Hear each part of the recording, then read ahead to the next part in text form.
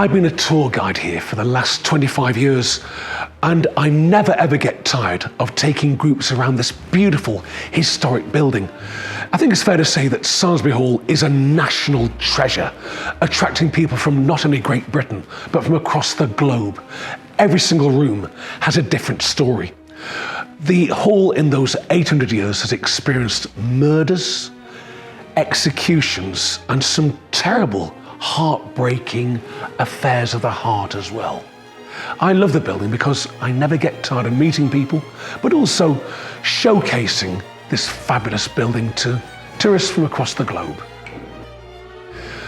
Of course, Samlesbury Hall is world-renowned for its ghosts. 20 years ago, I met the Paranormal film unit, and what an amazing meeting that was. Nice to see you.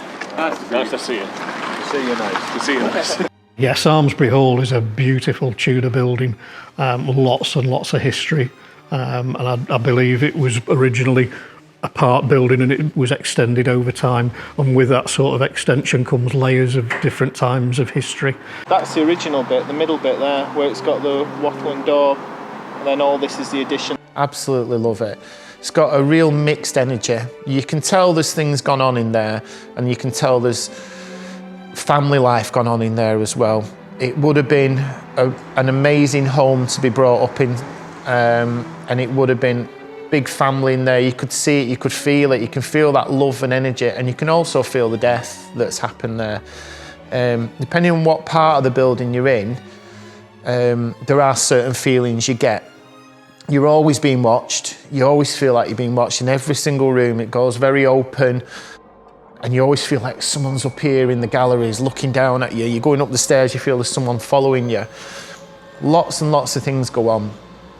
Way back in 1879, a gentleman called Joseph Harrison actually shot himself upstairs. The bullet is still in the mantelpiece. We have an events manager here called Sharon, a very brave lady. It's her job at night time to actually lock the building up. As you can imagine, in December and January, it's pitch black by 3:30. So she's armed with a torch. She'll go to each room and put the burglar alarms on and lock the doors. She's told me on a few occasions she's walked along the length of the long gallery and suddenly felt her hair being tugged. She's turned round and no one's been there. It's only happened to Sharon and two of the girls that work in the restaurant who both have blonde hair. When I started these tours, she said, "Simon, it's very likely if you've got any blonde-haired ladies on these tours, their hair will get tugged." I said, "Sharon, I am not going to buy that one." But I've seen it happen on about 12 occasions. And the one thing I always do is look behind them. It seems that the ghost of Joseph Harrison does indeed like blonde-haired ladies. They're hundreds of years old, some of these stately homes. There's been a lot of history gone through them. Possibly a lot of deaths going through them as well. Possibly murders, you know, in these old stately homes. You know, so like I say, the energy's going to cling to the actual fabric of the building. I believe there was a monk killed there, and I feel that. I feel that when you go into where you know he was murdered, you feel that oppression when you go into there, but you also feel a love in that place. It would have been a lovely, lovely place to be, even though it's haunted. You've got this residual energy, this replay going through. That's what I believe that's there. Upstairs, we have the priest room, where a priest was actually executed by the army way back in 1595. When people walk into that room, they feel an atmosphere. Right, well, Roy, this is the priest room. They say it's one of the most paranormal areas in the whole of Samlesbury Hall. And I must say, every time I enter here, I always feel as if I'm at sea, really. Short of breath and a little bit nauseous. It's almost like a feeling of paranoia. Yeah, there is that feeling. Yeah, it's like a feeling of paranoia. Excuse me, that wasn't for theatrical reasons I did that then, but I did feel the urge to cough then. Yeah. But there's something, I know the floor's obviously very, it's almost like, it's very disorientating. Yeah, very much so. That's a very apt way of describing it, really. But a most amazing event took place here. Right, I was just going to ask you that. Samlesbury Hall, of course, we were looking at 7 centuries of history, and a most barbaric act took place here. No one knows the exact date, but it will be after 1536, when King Henry VIII outlawed the Roman Catholic faith. Now, the Southists were absolute ardent Catholics, and they refused to accept any other religion apart from Catholicism. Yeah. As a result, this building was classed as a safe house for Catholic priests. When they had arrived on the shores of Lancashire, they were hunted down and treated almost like terrorists, if you will. And of course, to harbour them, you'd be classed as a traitor. It was classed as treason. King Henry VIII, of course, he completely outlawed the Roman Catholic faith. And anyone preaching Catholicism would be classed as a traitor. So this very room here is where Roman Catholic priests would arrive. They'd be given sanctuary, shelter and food. One particular chap was called John Southworth, no relation whatsoever to the Southworth family. He arrived on a stormy cold night, was shown to the room here where he was given fresh clothing, food, and he knelt in prayer, in deep prayer, in this very area here. He had no idea that the Earl of Derby's forces had been tracking him right from the very shores of Lancashire, right to Samlesbury Hall, and they surrounded Samlesbury Hall. The priest was in deep, deep prayer when all of a sudden 4 soldiers forced entry downstairs. They came up to the priest's room, knocking the door open. 3 soldiers then pinned this poor chap down. The 4th soldier removed his sword, and with one swish of the sword, removed his head with one blow in this very room here. The headless corpse was then dragged downstairs, placed on the lawn, and you can imagine the volume of blood that was spattered against the walls and against the floor. The whole Southworth family were then arrested and sent down to London for trial for treason. They'd been harbouring a Catholic priest. It was in a time of the Reformation, and priests and monks were being persecuted for their religious beliefs because of King Henry going all out against Catholics and what have you.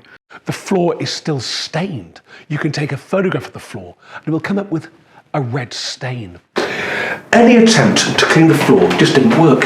You could swill the floor down, you could scrub the floor, but the bloodstains always remained. The Bradell family bought the building from the Southworths, and then the Harrisons arrived, and then Frederick Baines. And Frederick Baines in 1898 decided to have the floorboards removed and some new floorboards inserted. We're looking at them right now, but if you look here, you'll see the staining. Now, the wall is completely waterproof. There's no access to the rain, but the floors are still stained. And I'm told that if you were to take a photograph with a digital camera, you would get red staining. And I've seen it happen on a few occasions. I have to say, now this could be, if you like, some kind of hypno-suggestion or something. I don't know how the team feel, but I feel awful in here. It's not too bad now. I've moved position from there, and that and I had a terrible headache. I've even got like kind of. Is anybody else? It really is. Is it, I mean, as I say, it might be a suggestion because of what you said, but I feel really not happy in this. No, that's right. It does have there's also a feeling of paranoia. And many people do comment when they come in here. I feel right now as if I know it sounds crazy, on a cliff edge, just hanging on to the side. I feel like I'm slipping down. Because I mean, this is what a lot of people go on. If you get a room that's got the trauma that this room had, that in some way, shape or form, that the actual fabric of the building absorbs the energy. Exactly. And it's we've come across this theory a number of times where when people actually see things, it's like a replay, like a video recorder, if you like. And, you know, as I say, you can have whatever kind of emotion. When you're talking about somebody not just murdered, you're talking about our beheading. It was a barbaric act. There's no way to describe it. And you can imagine the sheer terror that this poor chap must have felt when he realised he only had a second of life left in him. To be pinned down. I know it's coming. I know it's coming. It's almost left an atmosphere, really.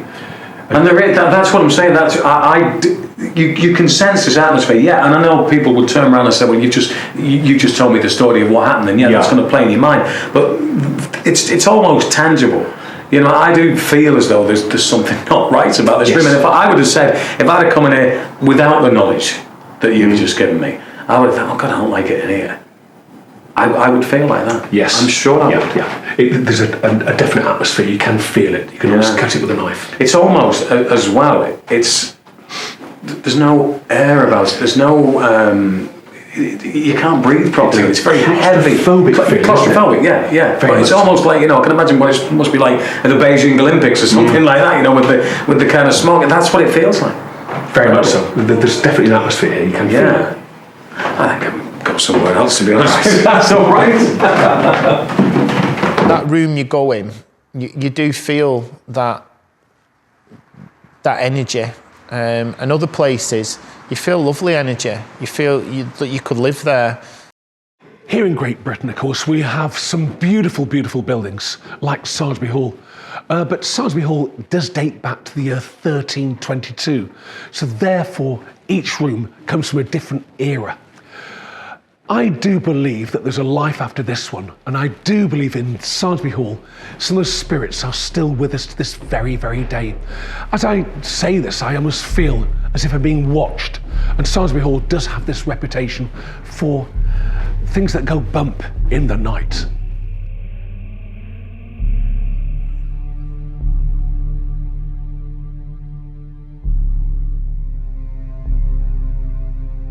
Thanks for watching. If you enjoyed this content and would like to see more, please like and subscribe.